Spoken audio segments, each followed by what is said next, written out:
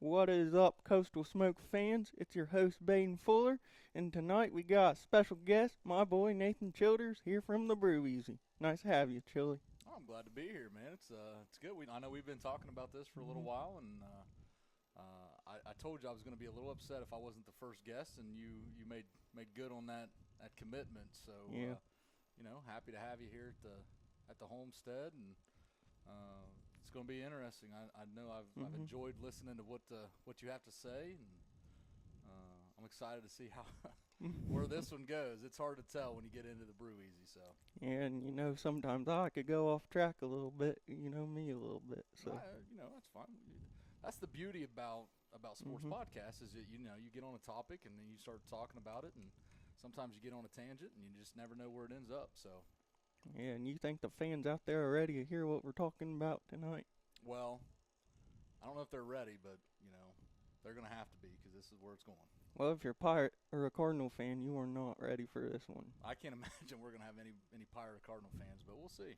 You I never. know I know there may be a Yankees fan Hmm. listening, so especially I know you're talking about Eric Farmer Hmm. potentially coming on in the next couple episodes, so we may have to talk some crap about the Yankees, but Hmm. Hey, we still can on this episode because you know what? The Reds beat them 2 out of 3 series, so. for some reason we have the number of all the good teams. I don't Hmm. understand why either. It's like, okay, we play the Yankees, we play well, Hmm. right? Yep. We won the series with the Tigers this Hmm. year, but then we go out and we can't beat the daggone Rockies. No, I mean I mean, it's incredible, but we'll get into that, I'm sure. it's kind of embarrassing because them should be 3 game sweeps with the Rockies, and you shouldn't be a team's 23rd win of the year, especially how the Rockies are playing this season. Oh, I agree.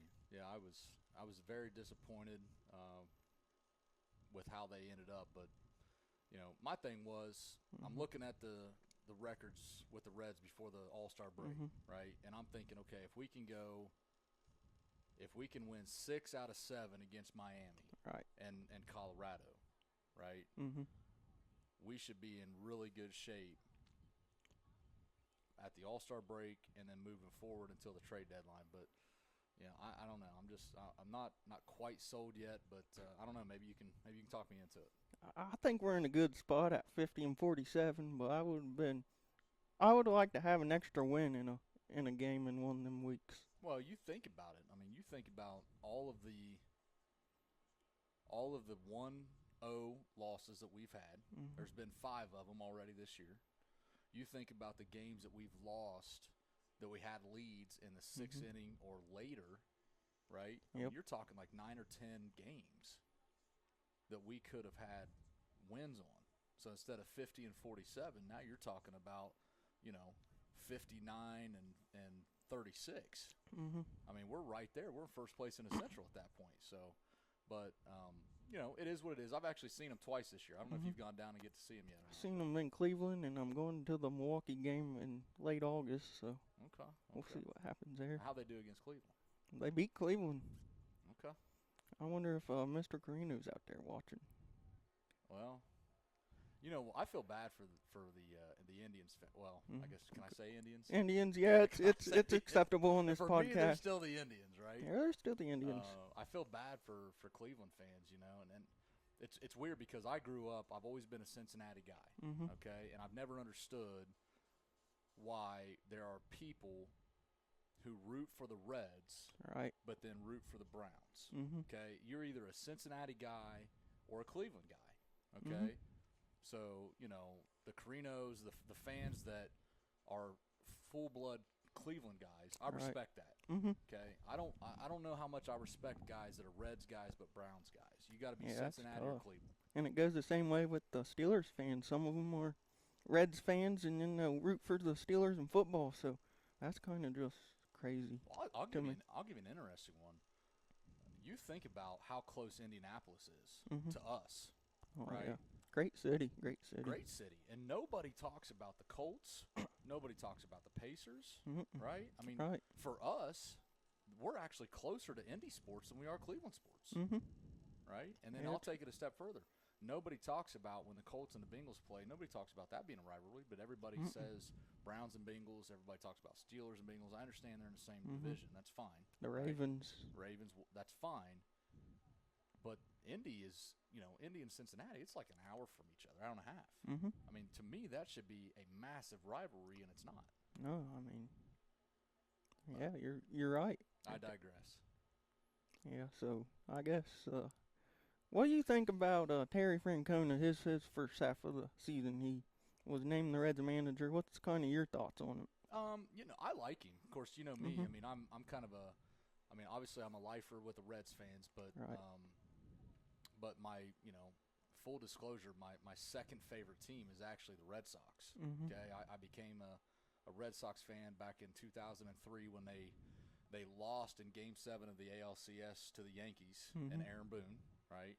And then 2004, I just became infatuated with it to where I just fell in love with the Red Sox. And when they got down 3-0 to the Yankees and came all the way back and ended up winning the World Series, I thought, man, this is an awesome, awesome team. Well, Terry Francona was the manager of the Red Sox then, and so I really, really appreciated what he's done.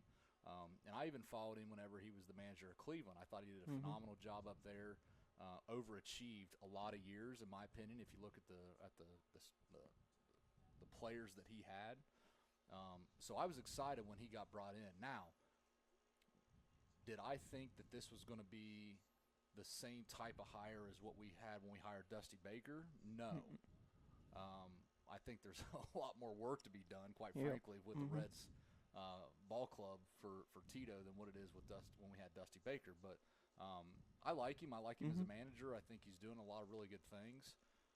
But the reality of it is that he can only do so much, right? I mean, he doesn't pick free agents, and he doesn't go trade guys and go out and get people. So he's got to make do with what he's got. So. Yeah, and I feel like the players really like him too. Like they really connect with him well. Oh, I think is that so. the way you feel? Yeah, I absolutely do. I mean, you listen to some of the interviews that they're giving right now, especially after games. I mean, they're all praising him, and he continually talks about the fact that he's a player-first manager, and I think that that's holding true.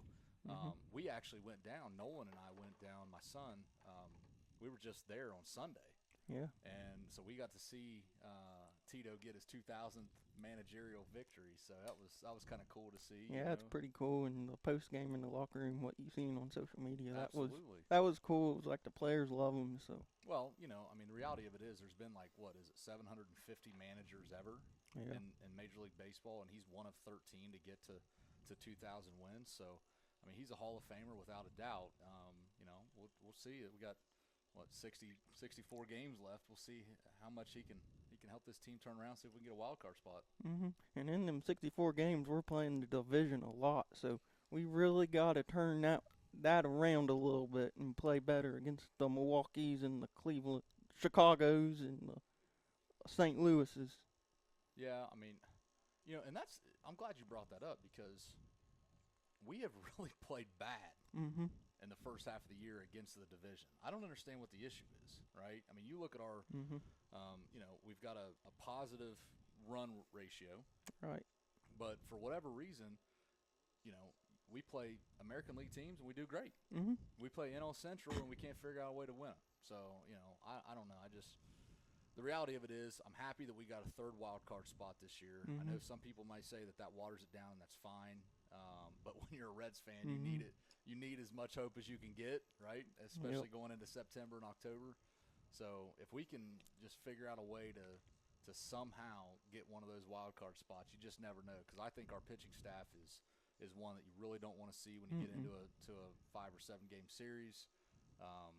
And we've got enough good hitting, right? Now it's been very inconsistent, right? But we've got enough good hitting that you get into one of those postseason series and anything can happen. I mean, we are right there, too, in the wild card right there. We're, 2.5 games out right now, I think. So it's really wide open with the 60-something games left in the season. Well, and, that's a great point because of the 2.5 games that we're back, the Cardinals and the Brewers are in front of us. And we got to play them coming up. So by all means, it's all in our hands. But, I'm excited. I hate it because Mhm. I'm so much a Reds fan. Mhm. Okay, but I don't trust them. Okay, I'm Mhm. 40 years old. I was 5 years old when the Reds won the World Series in All right. 1990. They Mhm. went wire to wire. Okay, outside of that, I've really not seen Mm. consistent winning out of this ball club, right? I'm a Right. fan because my dad was a fan, right? Mhm. My dad grew up watching the Big Red Machine, Right. okay? And a lot of my generation is the same way. You I have never you've seen the never Reds' seen postseason you've success. never seen any type of victory from them, right? I They mean, they made the postseason a couple years, but them haven't turned out well. well, I'll tell you this. I had an opportunity in I think it was 2012. I had an opportunity to go see them in the playoffs. They were in the divisional Mhm. series, right? We won the Central, and we were up 2 games to nothing against the Giants. Yep. Right? We won the first 2 games in San Francisco. I had an opportunity to go see Game 3 in Cincinnati, and I thought, nah, I'm not gonna mess with it. Like I'm gonna wait till the NLCS because there's Mhm. no way we get swept Right. 3 straight Mhm. games in Cincinnati. And sure as the world, right? We made a bonehead decision to start Matt Latos, which meant we couldn't go back to pitch Johnny Cueto, Right. and we lose 3 straight games at home.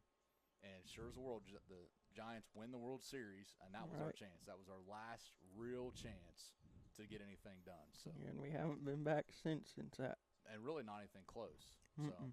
I mean, that's why starting pitching is so important to really start your best pitchers in that situation when you're up 2-0 like that. And I feel like this year the Reds have really good, solid pitching in their rotation if they can stay healthy. well, and I agree, but I'm going to ask you a question Mm-hmm. because there's been a lot of talk, right? Right. The trade deadline obviously is at the end of July. Okay, so there's a lot Mm-hmm. of talk on are the Reds buyers or sellers at the trade deadline. Right now, you're 3 games over. You're 6.5 back in the Central, 2.5 back Mm-hmm. in the wild card. Are you, if you're Nick Krall and the Reds, are you buying or selling at the trade deadline? I'm definitely buying because right now you got shot at that third wild card spot, so you got to go in and win. Well, who are you going after then? Well, hopefully not a shortstop because we got too many of them. I mean, I can't believe we drafted one of them guys again, but. Well, I'll tell you who. Okay, if I was a GM, obviously I'm Mm-hmm. not Yeah. GM. They pay those guys big bucks. Okay, if I was the GM right now, here's what I would do. I would be going after 2 things, and I've got 2 specific guys in mind that I would go after. Mm-hmm. Okay, number one, we need relief pitching. Yep. Okay, and I don't care what anybody says. I think our starting pitching Our starting is good pitching is enough. great. Yes, but the issue is, and we mentioned this Mm-hmm. earlier, right? We get leads in the 6th or 7th inning all the time, and somehow we end up losing the game. Yeah. Okay, I know. that was Crazy. the one difference in 1990 when the Reds went wire to wire. That was the one difference is they had the nasty boys, Mm-hmm. and it was automatic. If the Reds had the lead in the 7th inning, the game was over. Mm-hmm. And now we go up 2-0. We're up 2-0 in the 6th inning. We end up losing 5-2. Yeah, because you can't pinch a Brent Suter rubber arm all the time. He's been in a lot in bullpen I like situations. Brent I Suter. like him I do too, too. but he just can't pitch that much. Like, and you can't rely on one guy out of the bullpen. You gotta have multiple guys. No, and listen, I don't mind Tony Santillan. Mm-hmm. Obviously Brent Suter, Barlow. I'm kind of turning into a Barlow guy right Mm-hmm. now.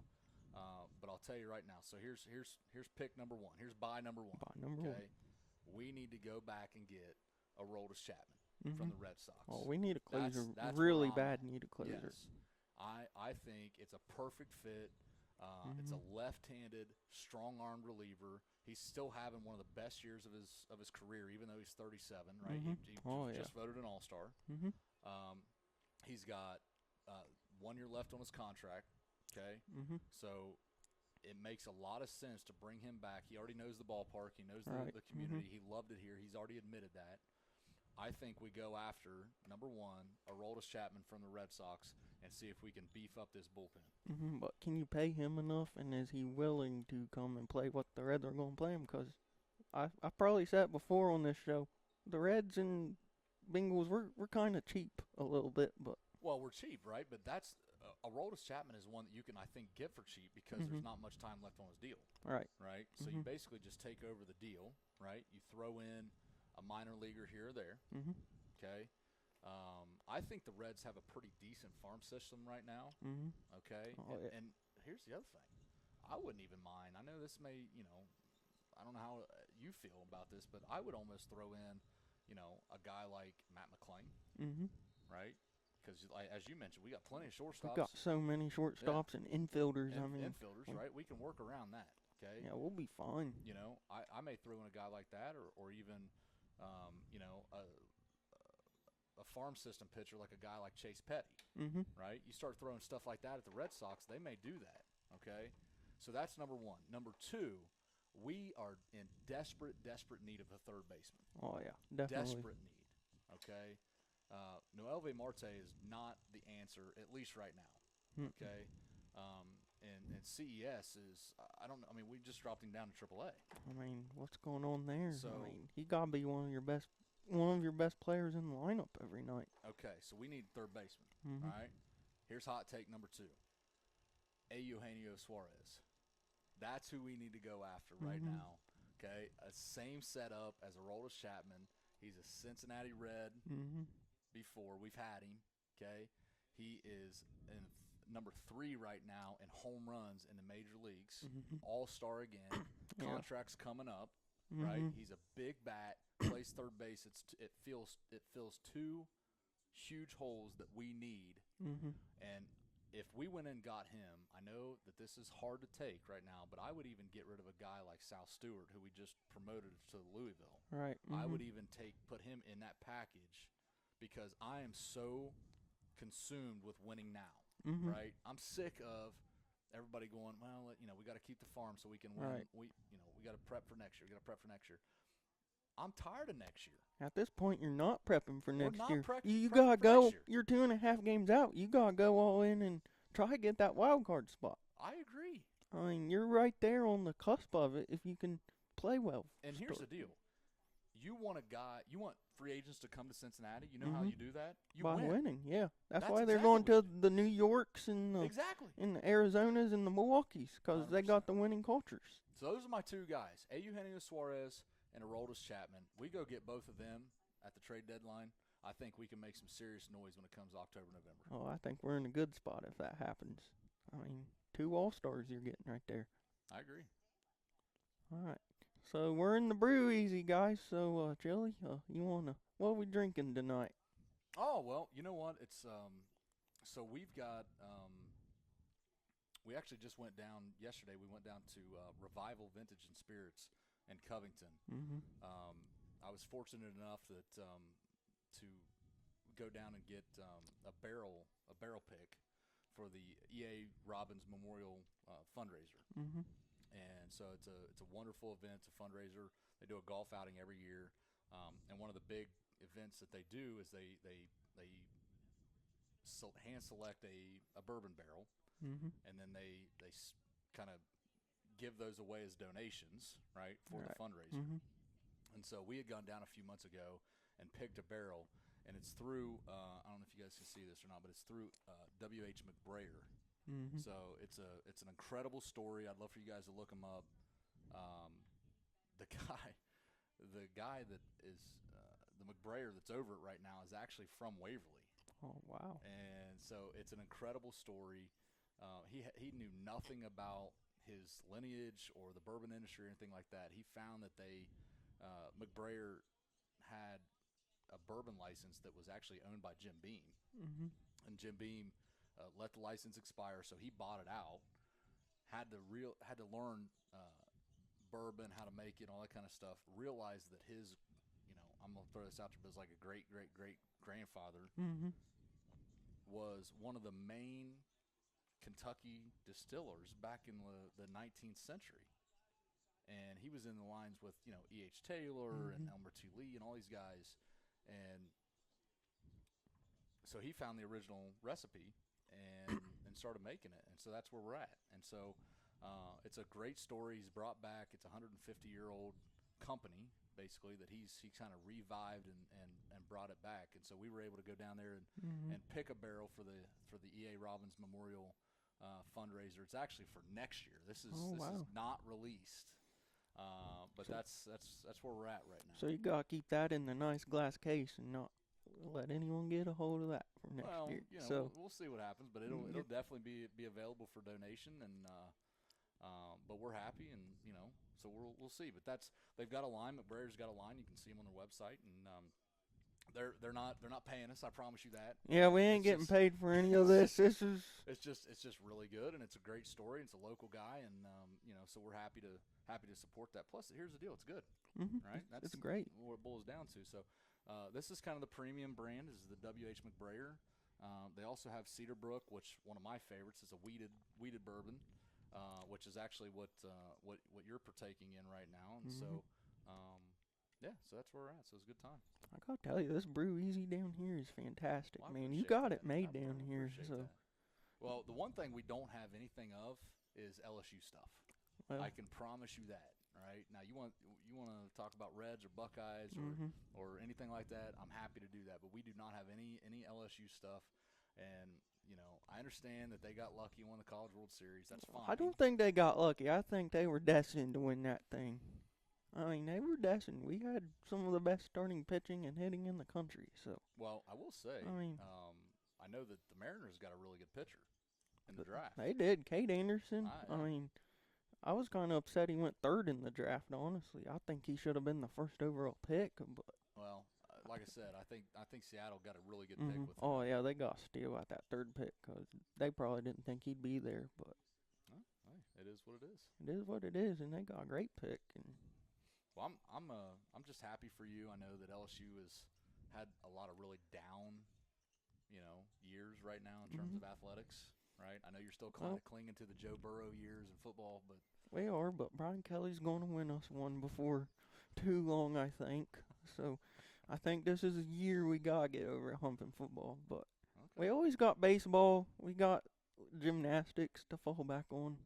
Listen, I mean, if you're going to the fighting Livy Duns. Wait a second. I mean, if you're gonna go out and say that my favorite team is really good because of gymnastics and Livy Dunn, okay, I mean, listen, there's nothing against gymnastics. no, there's nothing against it. It's a great sport. I'm just saying that is not what pays the bills.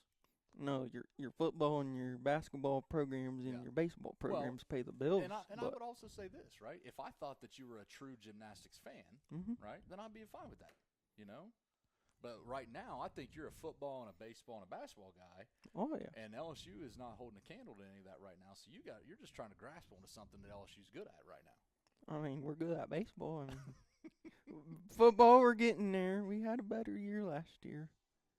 Okay. Basketball, I'll say this, we suck at basketball, but you guys haven't been good since Shaq. We had a couple years when Will Wade was there, and there was some allegations, and you know how them things go. You got to can the coach, and I get it. And then you're back to square one. So that's a basketball program right now. But we do got one of the best women's basketball programs in the country. Can't deny that either. Oh, I agree. I've got some notes here that I wanted to talk about. Oh, yeah, you go right ahead because. Well, I left my phone over there. I got it pulled up on my watch here. There were some questions that I got from potential viewers that they wanted to get your take on. Oh, you go right ahead. Okay. So you want to talk about the Reds? Yeah, this is Reds, but it turned into a little bit of LSU sports right there. That's okay. But you know what? We will never see purple and gold down here, so I never expect you to have a sign or something of that purple and gold. I would never do that. Because that's a really ugly color, honestly. Man. No, I'm lying, folks. Purple and gold is the most versatile color there is. All right, let's see here. All right, here's question. Well, we talked about the buy and sell, right? Question number 2. Who would you like to see step up in the second half, and who needs to step up to help them possibly get to that wild card spot? Who would I like to see step up in the second half? I think it got to be Matt McClain for me. Oh, man. He's struggling a little bit, but I think his ability is there to help us at the plate, and I think he's a really good defensive player for us. So I was a I want to see him step up a little more. I I am last year I was a Matt McClain apologist. I Mhm. can tell you that right now. I was a fan. I thought he was going to be our guy, Mhm. right? But this year he's just I don't know if it's not really a sophomore slump because this No, is it's kind of kind of. his third year, fourth, whatever. So like I know he's been hurt and things Mhm. like that. So maybe it's this like official sophomore slump because of the injuries. I think last year was kind of injury, and it might have took a toll on him, Yeah. maybe. But who Well, knows? I'll throw one out there for you. Mhm. Uh, I think Ty Steve needs to step up, Oh, if he can step up, or Trevino, whichever Trevor- one is going to be the guy. I Right? think we gotta have one of them catchers solidify themselves a little bit, 'cause one of them gotta be the everyday guy. Well, let me ask you this. Let's take a step back, okay? All right. I'm not going to let you pick Ellie because Ellie's my guy. I know he's your guy. Ellie's Okay? all our guys. Outside of Ellie, who's your favorite player on the Reds team right now? Oh gosh, that's a tough question because last year my favorite player is not here anymore, and it was Jonathan India, so that kind of broke my heart. But I liked India. Yeah. um, this is kind of a bold one, but Jake Fraley probably. I don't know. Mm. I'm a big Jake Fraley guy, probably. I'll tell you who my guy is. Your guy. My guy is Spencer Steer. I like Spencer Steer. That I is mean, my guy. he's kind of the engine that is kind of making us go right now. It's Spencer Steer having all these big games, and he's kind of the leader on this team, I think. He's always been that. I mean, even last year, I thought he was Mr. Consistent last year. Oh yeah. Right? I mean, he just had 3 home runs in a game. Mhm. Right? I mean, what else do you want from him right now? He plays every position. Yeah, he's every position except pitcher. I think. Well, I mean, if he had to pitch, I think he would go into pitch. yeah, it's like, well, we need first baseman because CES can't, he's Spencer not doing Steer, very good. man, Spencer he's Steer. Well, we need an outfielder because we don't have any outfield hitting. Well, Spencer Steer. Oh, Mhm. third base. We don't have third base right now. Spencer Steer. It's like, He's Mr. Reliable. absolutely. Mr. Reliable, Spencer Steer. Well, that's what I think. Mhm. I don't mind McClain. Here's the deal: if we could just like 2 years ago, Mhm. right? Yep. Everybody was saying, okay, this group is going to be awesome in 2 years because they're all rookies, Right. right? Mhm. They're coming in. Well, where are we at? Well, we're Right. at that At second that- year where we think they're supposed to be awesome, and this is. Yeah, at this point, But- at some point, they've got to produce, right? Mhm. Or we got to get rid of them and get somebody else. But I'm tired of waiting. I just think they're who they are right now, and it might change. But you don't have time to wait the I rest of agree. the year. I mean, what is it? 60-something games left in the year. Let's see here. Let me ask you another one. All right, this is from another Coastal Smoke fan. Coastal Smoke fan. I don't know who you are, but I appreciate you watching this. And, They'll know if they're watching because they're asking the questions. All right. and then I told him before the show, if this goes well, this is turning into the Chili Dog in the B-Dad Coastal Smoke podcast. So you might be seeing our faces a whole lot together. I'm enjoying it. I'm having a great time. Hey, this ain't gonna be the last time I have you on the show. So you know what? So you ain't gonna have to worry at all. You just tell me when you're gonna have Farmer on, and I'll show up at the last minute and just start talking crap about the Yankees. You know, that would be awesome, and I'd love that because you know what? I think I need to hammer him on the Yankees. Well, Because they can't beat the Reds. It don't matter where we play or what year we're playing or how bad we are. the problem with that is, and this is why, and I love it because he and I go back and forth a little bit on this too, but I never let it go too far because he always has the trump card on me, right? Yeah, it's I always know. like, okay, well, who's winning World Series? The Yankees, but I mean, who's so I don't ever let it go too far because he always has that trump card. Okay. yeah, but who cares? They can't beat the Reds in the regular season, so I mean, When the last time the Reds and Yankees played in World Series, who won? the Reds. The Reds did. So I there you mean, go. he has no say in this fight. He has no say. All right, here's another one. Okay, we were Mhm. talking about hitting. Hitting is the problem right now. Mhm. Okay, I mean we mentioned it. We've 5 games that we've lost 1-0. Okay, we have Yeah. gone on multiple 3-game stretches this year where it'll be 1-0, 2-1, 3-0. Right, multiple stretches like that. Mhm. Part of the issue right now is that we don't have anybody that can protect our best hitter, which is Ellie. Yeah, we don't. Okay, so we have got to figure out who is going to be in that role of a cleanup hitter, a true cleanup hitter that you can't pitch around Ellie. So Right. you look at let's take the Yankees for instance, right? You can't pitch around Aaron Judge No, you can't. because you have Stanton right behind you. There's Right. nothing that you can do with that. You have to pitch to both of them. Oh, yeah. So who do you think, or how would you set up the lineup to maximize Ellie's opportunities? Because you saw it before the All-Star break.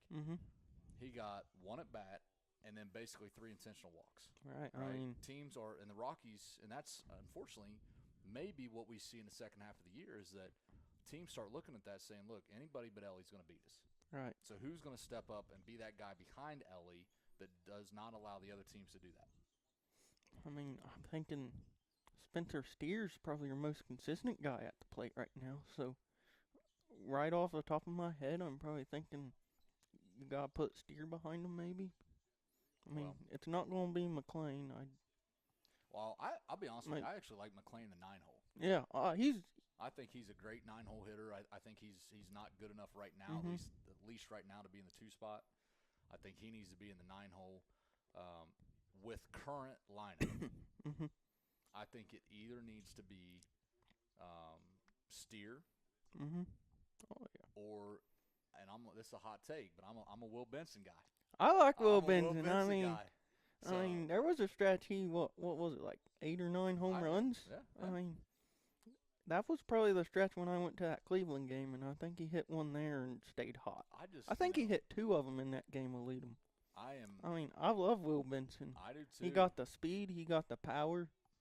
I think he could fit that role. Now, having said that, I think that spot would be perfect for a guy like Suarez, as we talked about. Oh, we yeah. go get a guy like that. That's a perfect spot for him. But current lineup, I like Steer there. I also like Benson there. I think Benson should be moved up in the lineup. But anybody that hears this is going to say the same thing. Like there's always an argument for anything that we say right now, and it's all valid because of the inconsistency of the lineup. Oh yeah, we're so inconsistent. It's like we can get the leadoff batter on, but we can't drive him in scoring position, and so you go to extra innings. We can't score runs in extra innings, and I mean you got the free runner on second base, and you still can't score runs. So that's issues.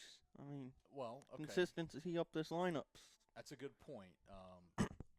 I actually, and so this brings me into the topic that I want to talk to you about too, because I love the All-Star game. I want to talk about that. Oh yeah. But I thought that I'm a baseball purist.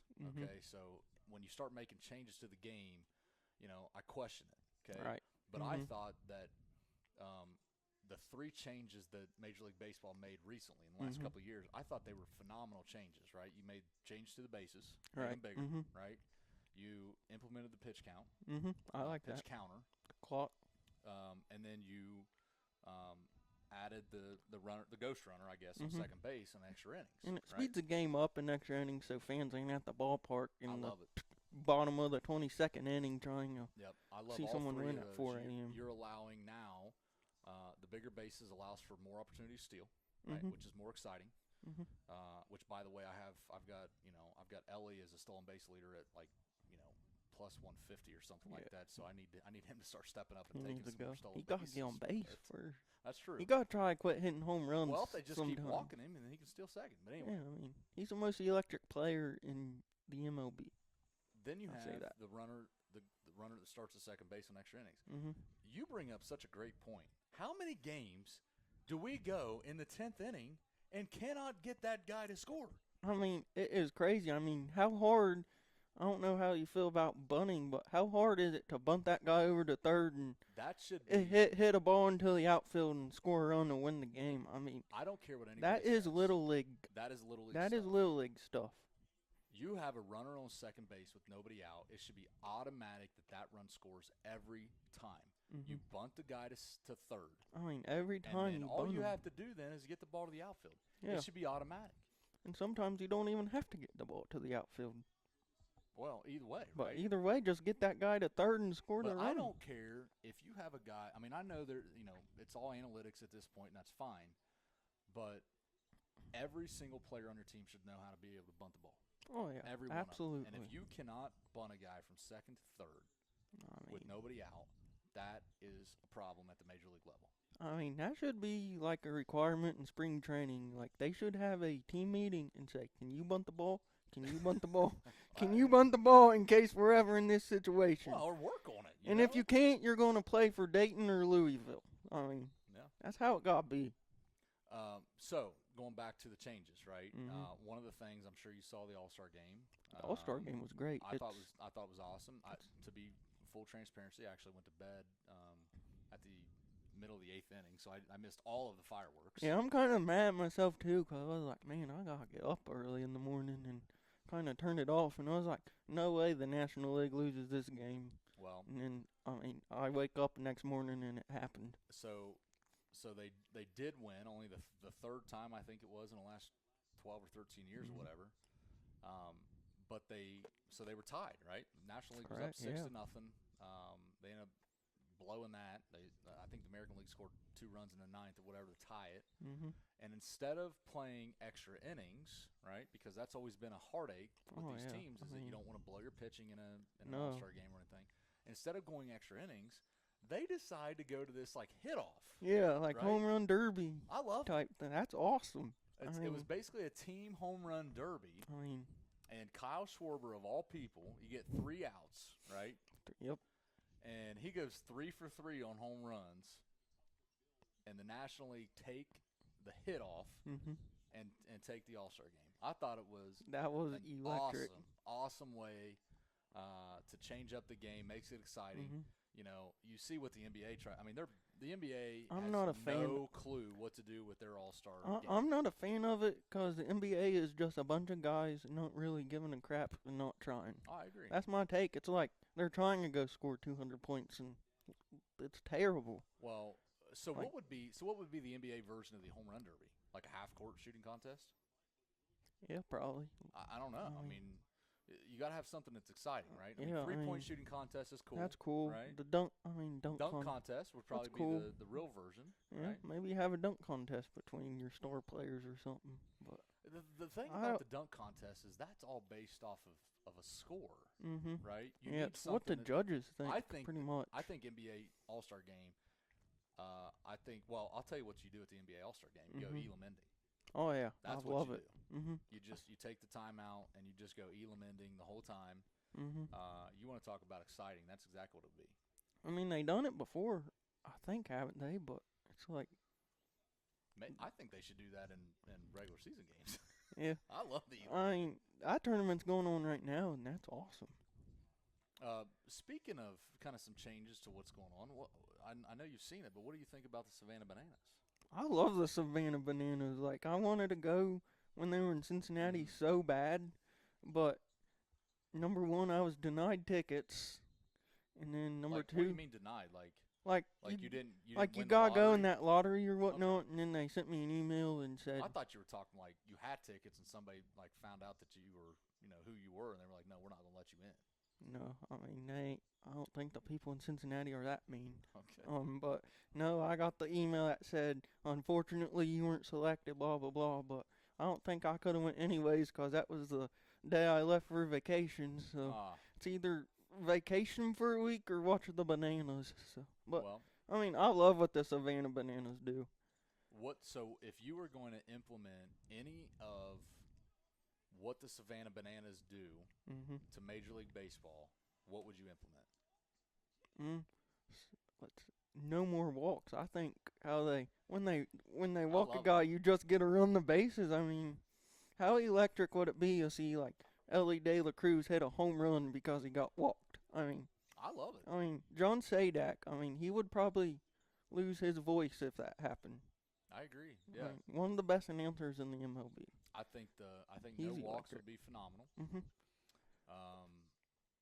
Fan catches a foul ball. I think that's a cool one. I mean, that would be awesome. I mean, fans catching foul balls, or there'd be a lot of adults bringing their gloves to games. Yep. Right. Yeah, don't catch it when the Brewers hit foul balls though, or you're in trouble. Yeah. Yeah, you might get escorted out for that one or something. I think there's some opportunity. There's some really cool rules.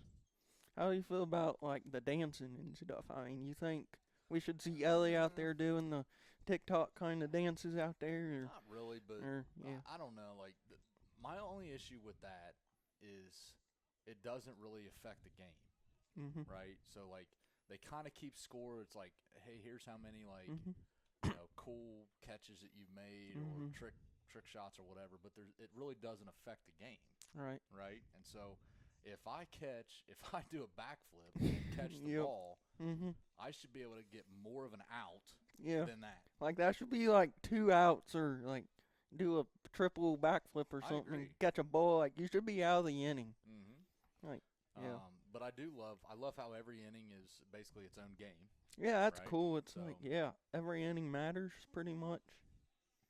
I think it'd be good. I There's mean, three things we could implement to it. they got marching bands. I think they got like their own little band or something. Yeah. I mean, bring marching bands into MLB games. Wow. Okay. I mean, the Reds could have their own little band or something. I think we could join.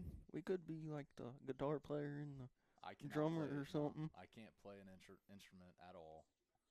Um, so no, I would not be able to join the band. But So we need to get you some musical lessons after this show a little bit. I can hit play and listen. That's about all I can do at this Mhm. point. I don't know what you think about this, but what about in college baseball? There was that extra bag where the runner had to Yeah. kind of hit it, and then there was a bag for the fielder kind of Yeah. help prevent injuries. What do you think about if the MLB implemented like a bag like that Well, or something? so first off, I don't know if you've seen this or not, but the Ohio High School Athletic Association is implementing that Mhm. at the high school level for next Yep. year. Mhm. And so I have no problem with it. Um, Personally, I don't think it really prevents that many injuries. Yeah, I don't think it really I'd have to see the mattered. data for that. But just from games that I've seen, Yeah. I've not seen near the amount of collisions that would indicate you Mhm. need another base, right? Yeah, I don't think you're colliding at first base in MLB, but But I I understand mean, it. I understand. Yep, Um, I can put it there. but there's some stipulation of that too, right? So Mhm. like, the way the rule is, if I hit the ball, I have to run to the outside base. Mhm. But once I touch it, then that base basically no longer exists, right? Mhm. And so Major League Baseball's had some issues already this year where a guy's tried to slide back Right. to the base Mhm. and went to the extra base, Right. and they called him out. Yeah, that's tough. So I mean, you got to worry about that. But there's some issues you got to work out there a little bit. and then my other question to that would be, okay, like why do you have it at first base but you don't have the other bases? Yeah, that's kind of weird. Right? But I mean, because I would think that more of a collision is going to happen when you're trying to turn a double play. yeah. Mhm. And it does. I mean, you see guys get taken out all the time trying to turn double plays. Yeah, and so I guess that's kind of where I'm not really sure yet, Yeah, right? that's kind of Because if you're talking about a safety thing, then you really should Mhm. have it at least at second, right. Mhm. But breaking up a double play at second base Right. Yeah, it's is, just is as kind of the foundation of the game. Mhm. So I don't know. I'm TBD. Yeah, kind of I'll in let the you know. gray area. Yeah. And then we were talking about the All-Star game a little bit. What do you think if they implemented like a skills showdown in MLB? Like, what would that look like? Like a bunting contest or Well, I fastest think pitch or is it the Futures team that has a bunting competition or something? I don't remember, but I think that Or would be. Japan, or I can't remember. I've seen it somewhere where they like set like Mhm. targets out there, right? Yeah, And you have to bunt to it. So I wouldn't mind that. I think it would be cool, but how would the fans react to it? Um, probably. You think about, it'd be electric? Nah, it wouldn't. I be mean, I electric. don't know how electric it would be, but No, I think I'll be honest with you. I think what it would be like is like the NBA All Stars, mhm. the skill stuff that the NBA All Stars. Yeah, that kind of right? gets. It's like it's kind of cool, but you don't need to do it all the. now I was a guy I loved Mhm. when Major League Baseball made the winner of the All-Star game. Mhm. That league got home field advantage Oh, in the yeah, that World was Series. cool. I love that, right? You want to Right. talk about adding some competition to the game. I mean, yeah, and that's why I think the MLB is the best because you're playing for something. You're Yeah. playing a real game. You're playing for something at the end of it. Yeah. Yeah. I think more of the MLB guys care rather than the NFL guys and the NBA Mm. guys. I think there's a little more caring right there. Well, I mean, I don't don't know. That's your I take. don't know. That's kind of my feeling. Like maybe I don't know. That is your take. This is like hot take night. So Well, okay, so let's go back to the Reds. I know we keep getting off yeah, I topic know. a little bit. This is how this show goes sometimes. I mean, That's fine. Hey, look, I'm just here for the fun. I get it. I get it. I could. Matter of fact, I've got a couple cigars for you too. Oh man. Yes, I know. Now that seems like a good I time. know we've been talking about that. Yes. If we were recording live right now, we'd probably be on here for an extra 4 hours. But we gotta go work in the morning. I'm off this week. You're off, I'm so off all week, you got lucky. So yeah, I mean, I guess I'm the one that. I just don't want it to rain all night long. Yeah, I don't like rain, but it's Ohio, so. Okay, so let's talk.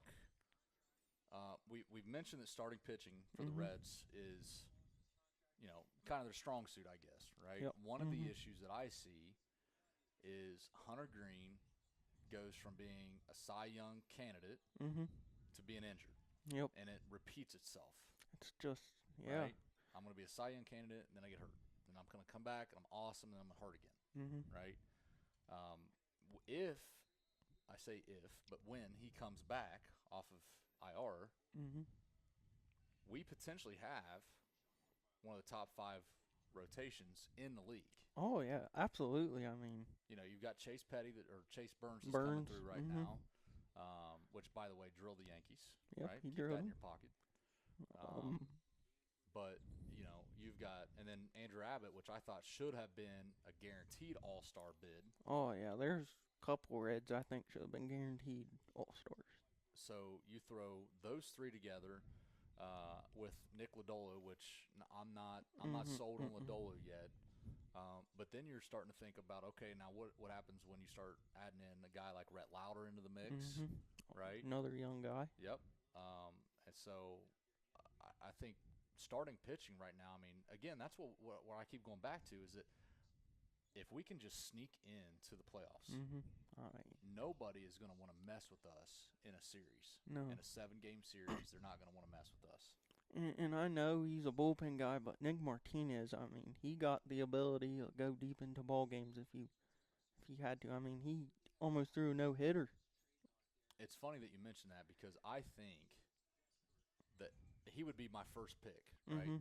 But if it's not him, somebody else, maybe it's Lodolo or whoever, right? Or Brady Singer, for that matter. One of the starters needs to go to the bullpen. Oh, yeah. When Green comes back. That's my opinion. Obviously, I'm not taking anything away from Tito, but we need bullpen help in the worst possible way. Yeah. And if you can get a guy like Martinez or Singer or somebody like that can go out there and at least get you 1 or 2 innings when you need it in the late innings. I mean, there's Ashcraft in the bullpen. He's a good bullpen arm for it. I'm an Ashcraft guy. I like him in the bullpen, I think actually. He's got a little bit of bulldog in him. Right, but again, it's just inconsistent. Our bullpen is just way too inconsistent for me. Yeah, it's crazy. I mean, you got Pagan as your closer. And, I mean, I didn't expect that at the start of the year, but it's kind of iffy once you get in the bullpen. That's why I said we need a Roldis Chapman. Yeah, I know we need one. Make Pagan your setup guy. Yep. Right. Santillan now or Ashcraft becomes your 7th inning guy. Right. Right. You got. I mean, even if you wanted, you put Martinez out there. Martinez could be your 8th inning guy. Oh yeah, absolutely. You know what I mean? So just need a couple guys who can go get it done in the later stages of the ball game, or we don't have to worry about this if our starters could go 9 innings with 2-run baseball and 3 hits, and the offense can score runs. runs. Start to be a thing. I mean, let's just see what our starters do and let them throw 150 pitches every night. Let them. Wow. No, that's a little too much, and you can't really do listen, that. But you said you're throwing out hot takes. I mean, that's a hot take. I mean, I seen a college pitcher throw a 135 this year, so 150 ain't too far off that number. Well, what's the difference? Because back in the the early 1900s, those guys were throwing 150 plus pitches every night. Yeah, and then they'd have a day off and throw it again. Yeah, well, I don't know what the difference is. I'm not a doctor or an analytic guy. I'm just a podcast host. This is what I do, and that's what why Francona does what he does. Okay, I get it. I reckon we got to talk about the second half of the season, I guess. What are you kind of looking forward to the Reds in the second half of the year? Well, I mean, obviously, I want them to start fast, Mm-hmm. right? We've seen them start slow before and go 1-10 to start and play themselves out of it. So I don't want to see that. Well, you've got 50 wins right now. You got 64 games left, Mm-hmm. right? Yep. So can you go 40-24? I don't know. I mean, I think that would be awesome. I mean, if you could get to 90, if you get to 90, that's a really good number. I think so. And here's the thing: I think that is a stretch goal, but I don't think it's unattainable, Oh no, I mean right? it's possible. I think 85 wins Mm-hmm. puts you in some wild card conversation. All right. That's what I think. I think if you're anything less than 85, I think you're not in any kind of wild card conversation. Right. So we've got a tough stretch Mm-hmm. coming out of the break. You got the Mets coming up. First game of the series is tomorrow in New Mm-hmm. York, so that's going to be tough. And then Yep. you got Washington after that. That's gonna be tough. You've got who else is after that? I think Tampa Bay, Tampa Bay. I mean, they're right? playing good baseball. And then you're talking about Dodgers, Mm-hmm. right? So I mean that's a gauntlet It's a series huge- right there. It's a huge start to the second half of the year for the Reds, And that's not even talking about what you mentioned about all of the NL Central teams that we're going to I see mean, the last we 2 months. got Milwaukee, Chicago, Pittsburgh. We got them at least 2 or 3 series each left. Can we just play Pittsburgh like 30 times I wish, but in the I next mean, 64? I'll say this: I think the game's Paul Skeens pitches probably gonna have a little bit of trouble with them. So Paul but- Skeens is not going to be interested in staying in Pittsburgh very much longer. That's no, they can't give him run support. So I mean, I know we're bashing the Reds a little bit here because we're frustrated, but well, how frustrated as a Pirate fan do you have to be because you can't score a run when your ace is on the mound? I mean, he has like the best ERA in and the that's MLB. what I'm saying, right? How frustrated would he be? I mean, he Right. should be frustrated. I His mean, ERA is like under 2 or whatever, and he's what 1-9. yeah, I mean, Like it's that's crazy. That's I mean, ridiculous. his offense must hate him or something. I don't know what he did, but must be jealous of Livy or something. I mean, is that what it is? I mean, I don't know. Well, I I mean, can't. we would take him. We'll take him. I Yeah. mean, Would you trade him for Chase Burns? I'd trade him for Chase Burns. I'd take Paul Skeens over Chase Burns. I just don't know if I want that baggage. The problem is you're gonna have to pay Skeens a lot if he comes to Cincinnati. Yeah, I'm not. I mean, I'm not his interested. his stock is up. I think I mean, Chase Burns can be that guy. Chase Burns can be the guy. Yeah, He was an SEC pitcher, finished his career at Wake Forest, and quickly moved up to the MLB. So yeah, I'm not. I mean, he can be the guy. Rhett Lauder, I think he could be a guy coming up. Yeah, I mean, I like Rhett Lauder. I like him. Yeah, it's so hard in the minor leagues to see how guys pan out because you see it in Oh, you're going up potential. For yeah, sure, you but see it in the MLB draft. Like you're drafting all these guys, and you might not see them in 10 years. They might never play in the big leagues, but it's potential pretty much, like you said. Well, I think the one thing that we need to talk about that has not been said yet, Mhm. and I've said this to multiple people so far this year, is that we are like the most mid team out there right now, Mhm. right? I mean, you want to know why we're hovering right around 500 all the time? It's because we can't win series, right. but Mhm. we are still the only team that is yet to be swept. Yeah, and I wanted to bring that up, and I hope that don't jinx us. But yeah, Nah. we haven't been swept yet. No, and That's another dish on the Yankees. that's What are we up to now? We're up at least a 10 on Eric right now. I hope he watches this I this just far. feel like that. But again, see, you're going down the same path that I always go I down, mean, and then I yeah. have to stop because he's got the trump card. He does. I Right. mean, yeah. But yeah, I mean, if we can continue, I've always said this: you just have to win series, Mhm. right? Always. You don't have to sweep them, No, right? just win but 2 you got to games. win 2 out of 3 all the time, Mhm. right? Or 3 out of 4. And if you can do that the rest of the year, It takes care of then itself. we're It gonna takes be care just of fine, itself. Yeah, right? we'll be all right. So I think Chicago's pretty good. I hate to Mhm. admit that, but I think they're better than what I thought they were going to be this year. I think St. Louis is overachieved in my opinion, and I think Milwaukee is. Milwaukee's Milwaukee, Yeah, but they but kind of. but I think we can go after them. So Yeah, we can get them, but. But again, here's my thing. I'm not even worried about the Central right now. No, Right? I'm worried about that wild Yeah, card if we spot can more. if I we mean, can get in, sneak in, and see what happens, then that's where we need to be at. because if I'm being honest, I don't think we're winning the division. I don't think we're coming close to it. But who knows? Maybe we do something crazy. Yeah, we'll see what happens. But I'm just glad they're keeping us in it this long so we can talk about it on July 17th and actually have some fun watching them while it's still going on. I love you having that optimism because they have let me down for so many years, and the last time I got really into it was in 2020 and the shortened season when we had Nick Castellanos and Suarez and Winker and all those guys, right? And we made the playoffs. It wasn't really the playoffs. It was like, it was like we made it. We were like 2 games over 500, but we made the playoffs. And we had Trevor Bauer, Cy Young Award winner, the only Cy Young that the Reds have ever had, which is crazy. Oh, yeah.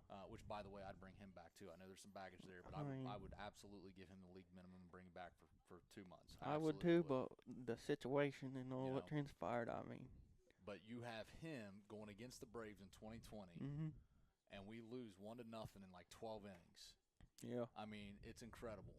That's another year that if you get back past that game, you just never know what's going to happen. So I mean, the Reds are like a roller coaster. You go up the hill and then they just let you down, and it's curvy and twisty and turny from there. That's true.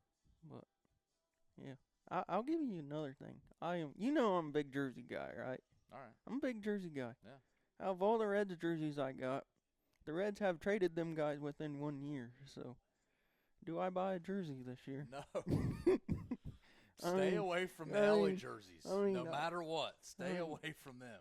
Okay? I mean, yeah, I had a Castellanos jersey, a really cool player. I liked him a lot. Bought it. He's gone the next year. I'm like, well, Jonathan India's a guy I was a big India guy. Oh. Now he's in freaking Kansas City. So now I'm telling myself it gotta be Ken Griffey Jr. or something. Stay away Maybe a Sean Casey jersey. Stay away from the Ellie jersey. And stay away from TJ Friedel. Those are my guys. Those are my untouchables. We haven't even talked about TJ Friedel tonight, but yeah, he's one of my guys too. Yeah. Those two are untouchables in my opinion. Yeah, everybody else is kind of okay. Like we'll see what happens. It's fair game, but if you touch Ellie or you send TJ somewhere, you're in trouble. So you have. You mentioned Griffey. Obviously, Griffey's one of my guys, one of my favorite players, but he's not my all-time favorite Reds player. Ooh. So I'm going to ask you, who is your all-time favorite Reds player? Oh, my gosh. Man, these are tough questions tonight. Well, and so here's what I'll do. I'll make it 2-part, okay? I want to know your all-time favorite Reds player no matter what, and then if it's different – who's your all-time favorite player that you have seen in person in a game? All right. My all-time favorite player is probably Ken Griffey Jr. Okay. I grew up watching him a lot. Okay. I was a big Ken Griffey Jr. guy. Adam Dunn, he's another one of them. Yep. I was probably my favorite too. I'll throw Sean Casey in there. So the mayor. I probably had 3 favorite players throughout my time. Yeah. I'll go back a little ways. But, I know I'm older than you, but my guy has always been and will always be Chris Sabo. Chris Sabo. Oh yes, yeah. If we could bring him right now, if he could play third base for us right now, we'd win World Series. Yeah, because that's what we need, right? But yeah, he was always my guy. Of course, I liked Eric Davis and Barry Larkin and those guys. I love Griffey and I love Griffey, right? But when I was growing up. Chris Sabo, for whatever reason, I love the goggles. I love the hustle. He was kind of the next generation of Pete Rose, if you will, like always out there giving everything he had. He didn't really care, which I'll be honest with you, I think that's kind of what TJ Friedel is with this club right now. Oh, yeah. Like, he doesn't care what's care. going on. He's going to go out there and play his hardest at all times and give you everything you got. So, but yeah. Do you remember when Jay Bruce hit the home run to clinch the Central? 2010? Yep, I was younger, but yeah, that was electric. I think I actually went to a playoff game somewhere down the road when they were in it, but that was one of them years where they didn't get the job done again. Well, that's every But they year. never got the job done. But No, that's every yeah, year. I don't know if it. I feel like we were playing the Phillies or something, and maybe Oh that yeah, was the that was series we lost. that was the I think series that that might have that been the game I Halladay went to. threw a no hitter against in game 1, and it was over after that. Yeah, I want to feel like they played the Phillies or something because I remember going to a night game in Cincinnati playoffs. It was the most electric atmosphere I got to go to in Great American Ballpark. Man, just a lot of heartbreak over the years if you're a Reds fan, But that's for sure. but you know what? We stay strong and stay loyal. I mean, Cincinnati fans in any sport, we're the greatest fans there is. We are like the greatest fan base in professional sports, You know what? I think that's especially Reds fans. I think there's a lot to be said about that. That if this ownership group would Mhm. just put a really really good product on the field, Mhm.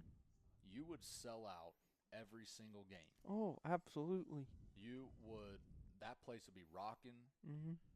I mean, there is nothing better. And of course, I've been to some Bengals games where Oh yeah. it's rocking, Mhm. right? But there is nothing better than Cincinnati Red baseball when they're really good. Right, and if You you know. build it, we will come. I agree. We will come. We're the best in the business. You see it on opening day, all of us. Mm-hmm. I had opening day, won tickets, couldn't go. Wow. That was kind of I didn't get an invite. disappointing, but I'm sorry. But, I'll invite you next time I get them. Okay. Okay.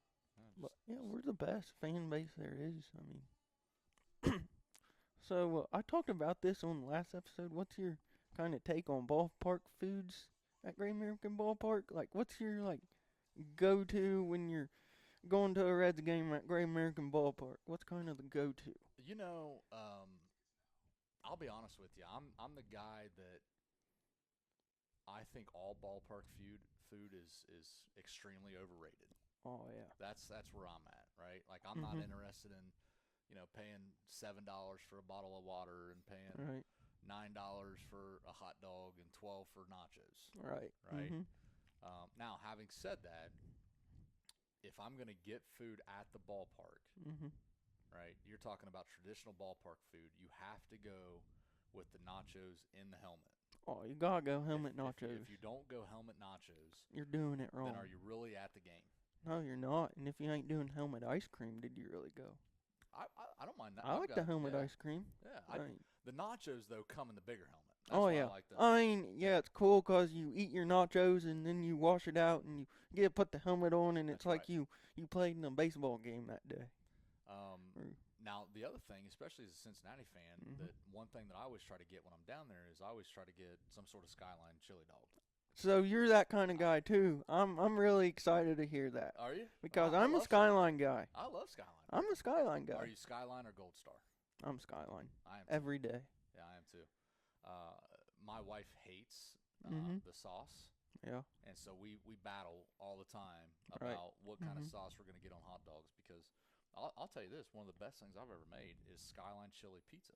Oh, dude, Cardo's in Waverly had There you that. go. Yes, sir. I got that on opening day. That is awesome. Yep. Like somebody go to like, I'm not going to drive clear to Batavia or something just to get Skyline and bring it back home. So every opening day, I'm going to Cardo's and getting that thing. There you go. I mean, yeah, I'm glad to hear you're a Skyline guy because Oh, my family, especially my mom, absolutely hates it.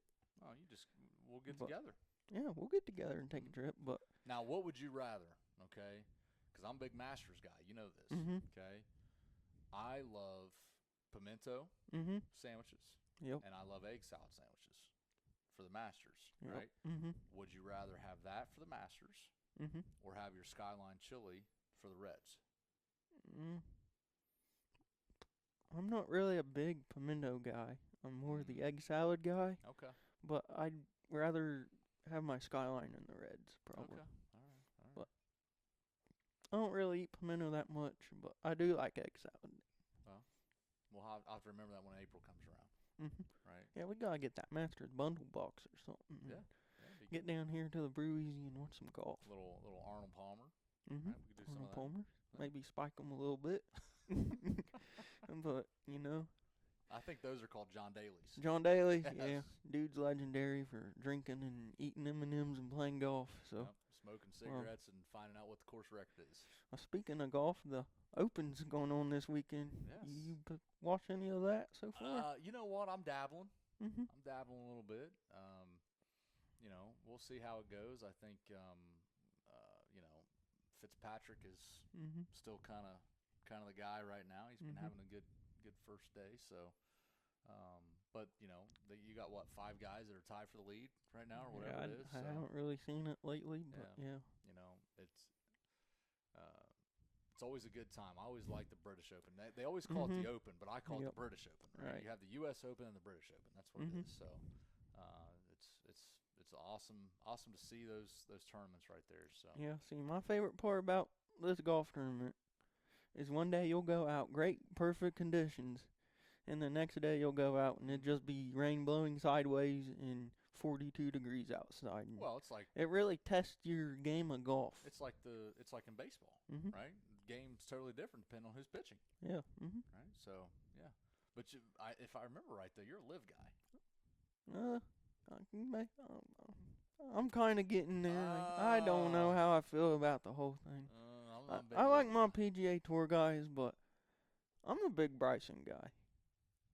Okay. I'll say that. I'm a Bryson guy. I think you're saying that because you'd rather watch Bryson on YouTube than you would watch him in a tournament. That's what you're saying.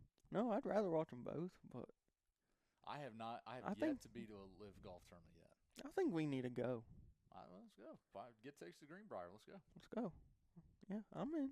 All right. You know I'm always in for fun trips. Well, let's do it. Yeah. We've had some good golf trips over the years. So if you guys would like to join our golf trip, email the Coastal Smoke Podcast. I'll post it in the link below, and if we have enough, we'll get a Greyhound bus and we'll all go. Okay. We're bringing the alcohol. Yeah. We'll bring the alcohol. Food is not supplied, though. Not yet, but I'm happy to bring, egg salad and pimento if that's what you guys want to do. I'll eat the egg salad. You can have the pimento. Okay. And maybe Skyline chili. Yeah, we'll get some Skyline chili sauce. Yeah. All right, so what is your, I know we talked about keys to the second half. What is your projection or prediction for the Reds' second half record? And where do they finish? So we got 40 games left? We got 64. 64? Yeah. All right, you want the really bold take or you want the honest opinion take? I want honest, yeah, absolutely. Let's see, let's go with, I'll say we go 500. Okay. 32 and 32. So that's not what probably not what we were looking for. No, that puts us at 82 wins. Yeah, I mean, I think we're an 82 win ball club team probably. Maybe we get a couple extra, but I don't. They disappointed me so much. I can just. That would be exactly what we talked about. They would be a mid team. Like we're just mid. Yeah, like. I think we get. Well, I'll give you 2 takes. First take is a disgruntled old Reds fan who has seen this before. Okay. I say we get to 80 wins. We fizzle out at the end. Right. And we're looking back at the end of the year going, what happened and what about next year? Yeah. Right? What I hope happens is we do go out at the trade deadline and we make a couple moves, good moves, right? I'm not talking about these guys that nobody cares about and it's like, oh, well, we went out and made a move, right? I want legit moves, moves that's going to move the needle, okay? Right. My hope is that we do that. We end up with about 88 wins. I think we can get to 88. Okay. That's a great number. We get into like that second wild card spot, so we're not playing the best team. Right. We get into that like second wild card spot, and we make some serious noise. We get to the NLCS. We lose in 7 games in the NLCS, but everybody now next year is fired up because we got guys back. We're still young, right? Mhm. We may get a free agent or two that wants to come to the Right. Reds now Yep. because we're Mhm. ready to go, and then we win the World Series in 2026. That is the hot take. Write it down. Yep. And I'll ask you this: could this be like a year where we seen it like the Bengals never w- won in the playoffs Oh, before in like 31 years, and then they finally broke through, and it was hey, I would love to see we were that. rolling. Can the Reds do this like that Absolutely. Bengals team did? I would Because love. I think they can. I would love to see that happen. I just, you know what? I. I said the same thing about the Bengals until they did it. So Mhm. I'd love for the Reds to prove me wrong, but until then, I gotta, I gotta see it to believe it. At this Yeah. point. And I mean, I could. I hope this don't happen, but I could see us going 1-9 in the first 10 games to beginning tomorrow. But Mm. I hope not because Man, I seen it before. But I mean, it's like put some sugar on that, B Dad. it's Come on. it's like you want to be excited, but then there's that little thing in your head that says this can go south really quickly. Yeah. Because I mean, you're talking to a fan that has never seen success, like we've It's been true. talking about. But Yeah, that I is mean, true. maybe this is the year. Maybe Francona wins the World Series his first year in Cincinnati or something. Anything can happen. Anything can happen, just like the Reds beating the Yankees. That's true. So if Eric Farmer, if you're still watching this, that's what, like 10 or 11. Yeah. It's Yeah. turned into the Eric Farmer roasting show. Hey, well, I'm here to see it. Me too. I mean, it's been an incredible episode. I don't know how I've long we've enjoyed been it. on, Yeah. but I think we can go longer. Man, I don't know what we got. I think we've been on at least an hour. We've been on at least an hour, I think. Oh yeah, we've been on. But yeah, we're really vibing like the Coastal Smoke podcast was intended to. What do you think about that McBrayer? It's really good. Yeah. Like it's a great whiskey I think so. or bourbon. Yeah. We're in the bourbon dome. Yeah, We because could that Brew-Easy. that bourbon is whiskey, but all whiskey is not bourbon. You know this. Correct. That's right. Correct. Yeah. And you know who makes whiskey barrels? Speyside. Speyside, but you know who sells the wood? Eric Farmer sells wood to Yes, make he whiskey. does. So that's probably the first good thing we said about Eric Farmer. So, yeah, we had to say something good about him. But, you know, we do love our boy Eric. Well, I mean, great dude. I've had but a lot of fun. This has been really enjoyable. You know, I think I know I've seen most of your episodes. Actually, I've seen all of them. I mean, you're like my number one loyalty fan right there now. you like go, you're retweeting everything, you're I'm loving viewing. it. I mean, I'm loving it. you're like loyal fan number one. That's not why you had me on, is it? No, Loyal fan number one. No, you were going to be on before I even All right, started good. the first episode. Good. You know, these headsets get kind of expensive, so I had to build the Coastal Smoke budget get up it, a little yeah. bit. Well, So it kind of took us a little longer than I wanted to. But what I want, because there's a lot of different topics. I love talking about the Reds, and we can do this all the time, right? Oh, we yeah. still have, obviously Bengals. We could do that. High school. You start talking about you getting into high school football here before long. we can right? talk. We can have that like gets a. real good. We You can start have a doing that. Coastal Smoke high school football night. Yes, sir. I think it'd be really good. I think we right? gotta do that. Then you could obviously have college football. Mhm. Preseason talk. I think it'd be really good. Oh, so yeah, I'm happy to be involved anytime you want to get it together. I'm glad you came down to the Brew-Easy. Yeah, no, I always like coming down here. And, Good. you know, you could have came to scoped out the podcast dome, but I told you a little earlier that place is a little messy. Well, So I saw some LSU attire and some flags and stuff, and I just I couldn't bear it. So I mean, you don't want to go in my bedroom then because you know I it's don't full think I of want them to go to your colors. bedroom regardless. I don't think you want to go in my house and see all them colors. I mean, I got them in everywhere in the closet, in the shorts drawer, and the underwear drawer. Okay. All right. Yeah. I mean, it is a really terrible color, but you know, buffoons like me really like it. So maybe I should just become an Ohio State fan like the rest of the Now you know what community. you do you though. But right? I just do me. don't You know? don't do things because they're cool.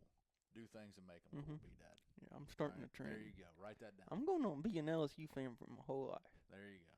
I mean, we're winning national championships left and right, and you can't deny it. Love it.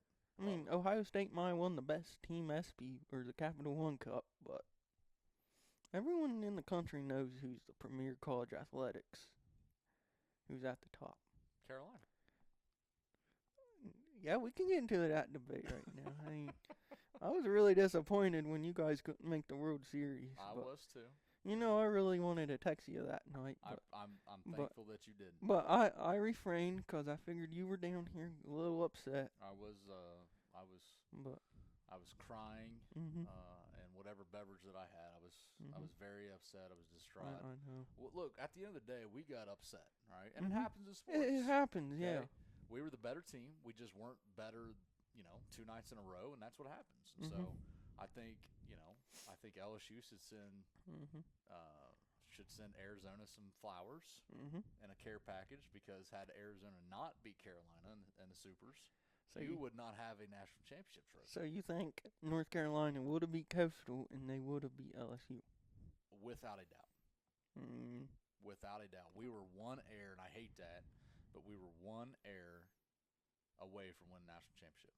And that came in a Super Regionals. That would have been fun to come down here and watch this together. I mean, well, we had it talked about. But we had like the episode already, and we were going to film it and everything, but the Tar Heels couldn't get it done. But hey, and that's, I mean, listen, I'm fine with it, right? I have to be okay with the fact that you guys, regardless of whether I think you were the best team or not, you guys were the ones that were able to get through the bracket and come home with a championship. So kudos to LSU for that. That's really all I'm going to say about that. See, but we were in the same boat last year when you guys beat us. We were like a pop fly away or something from winning your regional. But I mean, you had Michael Jordan in basketball, and you had women's soccer. They won the national championship, I think. Yeah. So you got some stuff to fall back on. We got a little bit to fall back on. Yeah, I mean, you got good history out there in Chapel Hill, but well, you come over anytime. Right, this has been a lot of fun. I'm glad you had me over, and I'm glad you could join the podcast tonight. Absolutely, yeah. Looking forward to many more, man. Appreciate I can't wait till the next episode. I'm kind of getting excited. All right. I like your what do you call them? The vibe, the Fun Vibe Fridays or whatever you call them. Fun Vibe Fridays. I did one of them because I got busy last Friday. Yeah, I thought that was pretty good. You get on. So that was kind of cool, but I had about 2 people join that live, so. Well, I know I joined it. You joined it. You were on there the longest. I loved it. Yeah. I think people just viewed it and jumped off because they were scared of my looks or something. Maybe I just look too good or something. No, maybe. But yeah, the podcast room's a vibe. I love it. I mean, yeah. I don't even know, folks, if we're going to have an episode next week, but it's going to be later in the week if we do, because this guy, I like roller coasters, so there's going to be no Tuesday episode. There you go. Maybe I'll drag Chill Dog on a roller coaster or something. Never know. Maybe we can do Coastal Smoke on a roller coaster. Oh. Think we could do that? I think it'd have to be a metaphorical roller coaster. I really do. Maybe we put one on the TV and ride it. It could be. Yeah, we could do that. But yeah, it's been a fun evening here in the Brew-Easy. Thanks for having me, Childers. Thanks for being the first guest on the show. So yeah, absolutely, man. Cheers. Cheers. Appreciate you being here. Yep. Yeah. Remember, folks, just please subscribe and watch out for our social media channels, as there's probably going to be a couple highlights this week. Very good. Yeah. Without further ado, stay vibing.